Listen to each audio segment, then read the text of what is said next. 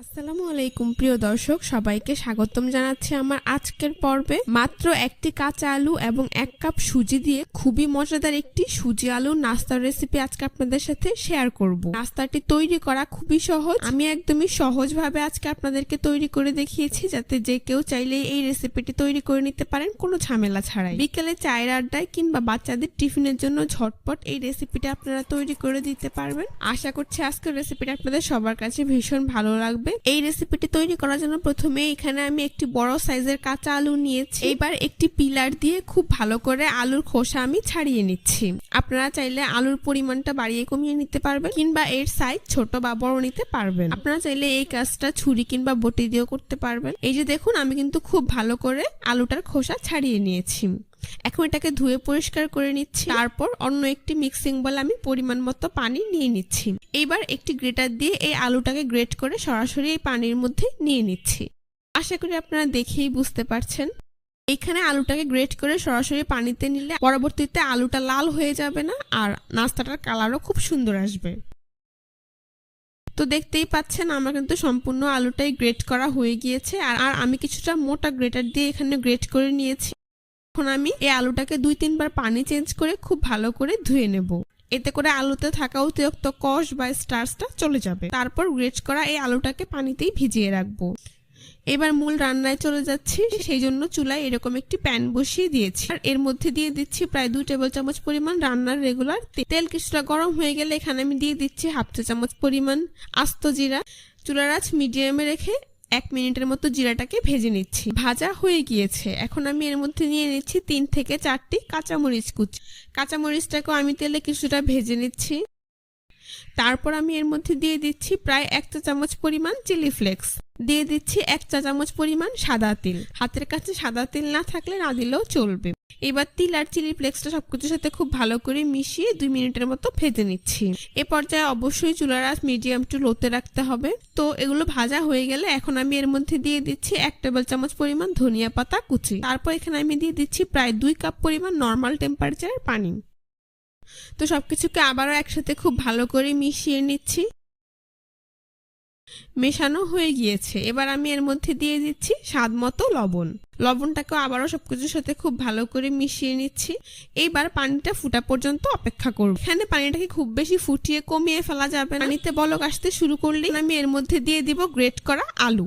Great করা আলুটাকে আমি পানিতে ভিজিয়ে রেখেছিলাম, তাই পানি থেকে তুলে খুব ভালো করে পানি ঝরিয়ে আমি এর মধ্যে দিয়ে দিচ্ছি। সবটুকু আলু দেওয়া হয়ে গেলে এবার আলুটাকেও সবকিছুর সাথে খুব ভালো করে মিশিয়ে নিচ্ছি।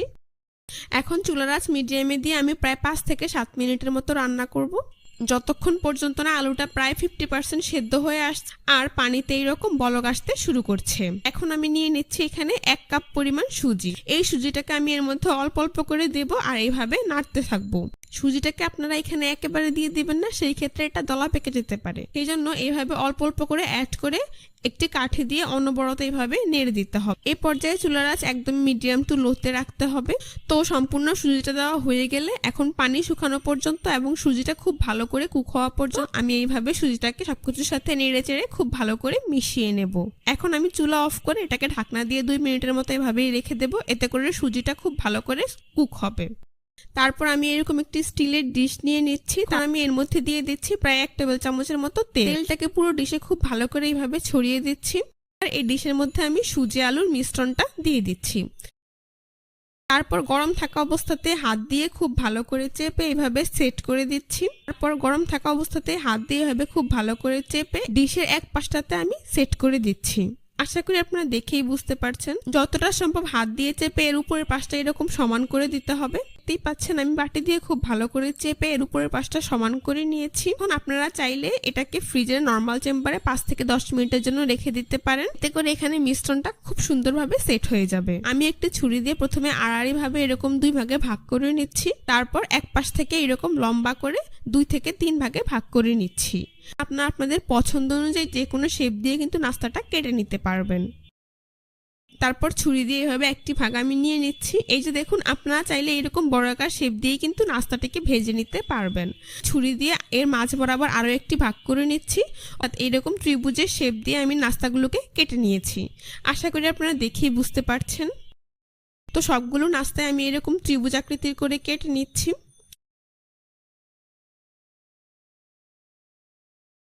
তারপর এইগুলোকে একটি নাস্তার প্লেটে উঠিয়ে নিচ্ছি।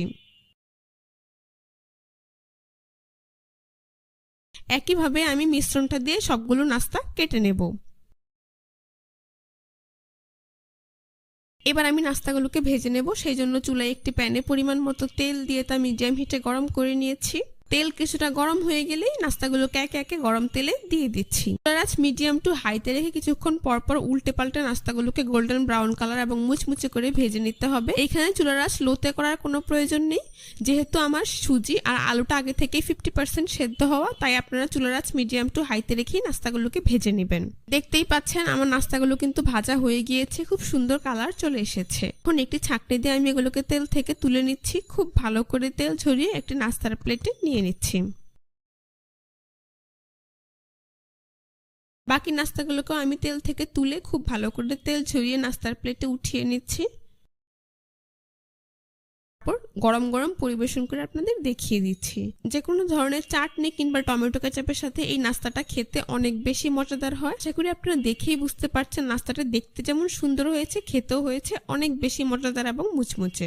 বাচ্চাদের টিফিনের জন্য কিংবা হঠাৎ অতিথি আপ্যায়নও আপনারা চাইলে এই রেসিপিটি কোনো ঝামেলা ছাড়াই তৈরি করে নিতে পারবেন। বাইরের দিক ক্রিস্পি আর ভেতরে মজাদার এই নাস্তাটি একবার তৈরি করলে আপনার অতিথিরাও কিন্তু এটা খেয়ে খুবই প্রশংসা করবে। আশা করছি আজকের রেসিপিটা আপনাদের সবার কাছে ভীষণ ভালো লেগেছে। ভালো থাকবেন। আজকের পর্বে মাত্র একটি আলু আর 1 কাপ ময়দা দিয়ে ঝটপট কোনো রকম বেলাবেলির ঝামেলা ছাড়াই ভীষণ মজাদার মুচমুচে একটি বিকেলের নাস্তার রেসিপি আজকে আপনাদের সাথে শেয়ার করব। রেসিপিটি তৈরি করা খুবই সহজ, আর তৈরি করে খেলেই বুঝতে পারবেন এই নাস্তাটার মধ্যে আপনারা একই সাথে পুরি, কাচুরি এবং পাকোড়ার স্বাদ পাবেন। বাচ্চাদের টিফিনের জন্য কোনো ঝামেলা ছাড়া এই রেসিপিটা আপনারা তৈরি করে দিতে পারবেন। এই রেসিপিটি তৈরি করার জন্য প্রথমেই চুলায় একটি প্যান বসিয়ে দিয়েছি। তাতে আমি প্রায় 2 টেবিল চামচ পরিমাণ রান্নার রেগুলার তেল দিয়ে দিচ্ছি। তেল কিছুটা গরম হয়ে গেলে এখন আমি এর মধ্যে দিয়ে দিচ্ছি 1 চা চামচ পরিমাণ আস্ত জিরা। তারপর এখানে আমি দিয়ে দিচ্ছি 1 চা চামচ পরিমাণ আদা রসুন বাটা। এবার চুলার আঁচ মিডিয়ামে রেখে মশলাগুলোকে 2 মিনিটের মতো ভেজে নেব। এতে করে মশলাটার কাঁচা গন্ধ চলে যাবে। তো আমি মশলাগুলোকে 2 মিনিটের মতো ভেজে নিয়েছি। এখন আমি এর মধ্যে দিয়ে দিচ্ছি কাঁচামরিচ কুচি 3 থেকে 4টি, আর দিয়ে দিচ্ছি 1 চা চামচ পরিমাণ সাদা তিল। এটা টোটালি অপশনাল, না থাকলে না দিলেও চলবে। তো এই তিল আর কাঁচামরিচটাকেও সবকিছুর সাথে খুব ভালো করে মিশিয়ে 1 মিনিটের মতো ভেজে নেব। ভাজা হয়ে গিয়েছে। এখন আমি এর মধ্যে দিয়ে দিব 1 কাপ পরিমাণ পানি। এখানে আমি নর্মাল টেম্পারেচারে পানিটাই নিয়েছি। তো পানিটা দেওয়ার পর সবকিছু একসাথে খুব ভালো করে মিশিয়ে নিচ্ছি। মেশানো হয়ে গিয়েছে। এখন আমি এর মধ্যে দিয়ে দিচ্ছি স্বাদ মতো লবণ। লবণটাকেও একটু নেড়ে চেড়ে এইভাবে মিশিয়ে নিচ্ছি।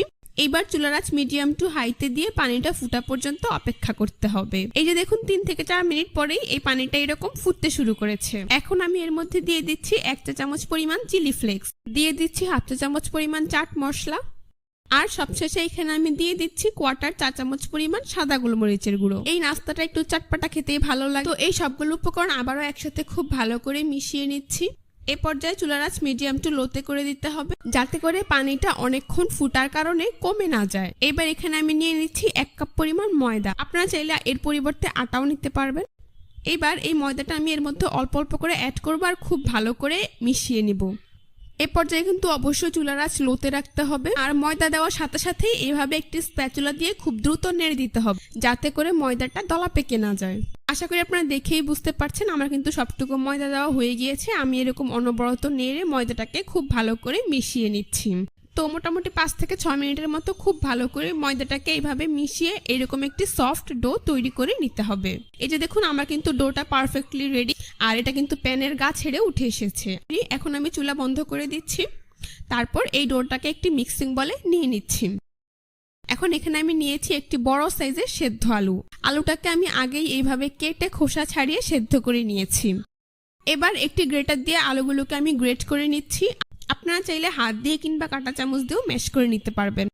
তবে খেয়াল রাখতে হবে যেন আলুতে কোনো প্রকার আলুর দলা না থাকে।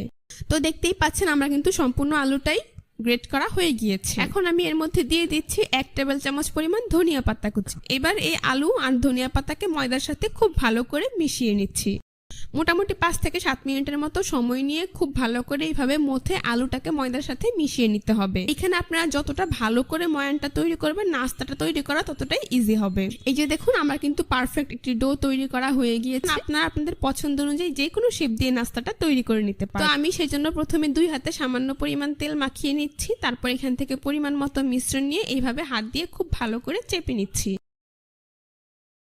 তারপর 2 হাতের তালু দিয়ে এইভাবে ঘুরিয়ে গোল বলের মতো করে হালকা করে চেপে চ্যাপটা করে দিচ্ছি। এই যে দেখুন, খুব সহজেই কিন্তু ঝটপট একটি নাস্তা আমি তৈরি করে নিয়েছি। এটাকে আমি একটি প্লেটে উঠিয়ে নিচ্ছি। আপনাদের বোঝার সুবিধার্থে আরো একটি নাস্তা আপনাদেরকে আমি তৈরি করে দেখিয়ে দিচ্ছি। সেই জন্য আবারও এখান থেকে পরিমাণ মতো মিশ্রণ নিয়ে এইভাবে হাত দিয়ে খুব ভালো করে চেপে দিচ্ছি। তারপর 2 হাত দিয়ে ঘুরিয়ে গোল বলের মতো করে এইভাবে চেপে চ্যাপটা করে দিচ্ছি। দেখুন, আমি কিন্তু আরো একটি নাস্তা কত সহজেই তৈরি করে নিয়েছি। এভাবেই আমি সবগুলো নাস্তা তৈরি করে নিয়েছি। এখন নাস্তাগুলোকে ভেজে নেব। সেই জন্য চুলায় একটি প্যানে পরিমাণ মতো তেল দিয়ে তা মিডিয়াম হিটে গরম করে নিয়েছি। এখন নাস্তাগুলোকে একে একে গরম তেলে দিয়ে দিচ্ছি। এখানে চুলার আঁচ মিডিয়ামে রেখে নাস্তাগুলোকে ভেজে নিতে হবে। চুলার আঁচ একদমই লোতে করে নাস্তাগুলোকে ভাজা যাবে না। তো এক পাশ ভাজা হয়ে গেলে আমি নাস্তাগুলোকে উল্টে দিচ্ছি। এইভাবে কিছুক্ষণ পর পর উল্টে পাল্টে নাস্তাগুলোকে আমি গোল্ডেন ব্রাউন কালার এবং মুচমুচে করে ভেজে নেব। এই নাস্তাটা তৈরি করার পর কিন্তু অনেকক্ষণ পর্যন্ত মুচমুচে থাকে। তো দেখতেই পাচ্ছেন আমার নাস্তাগুলো ভাজা হয়ে গিয়েছে। এখন একটি ছাঁকনি দিয়ে আমি এগুলোকে তেল থেকে তুলে খুব ভালো করে তেল ঝরিয়ে একটি নাস্তার প্লেটে নিয়ে নিচ্ছি। বাকি নাস্তাগুলোকে একইভাবে আমি তেল থেকে তুলে তেল ঝরিয়ে নাস্তার প্লেটে নিয়ে নিচ্ছি।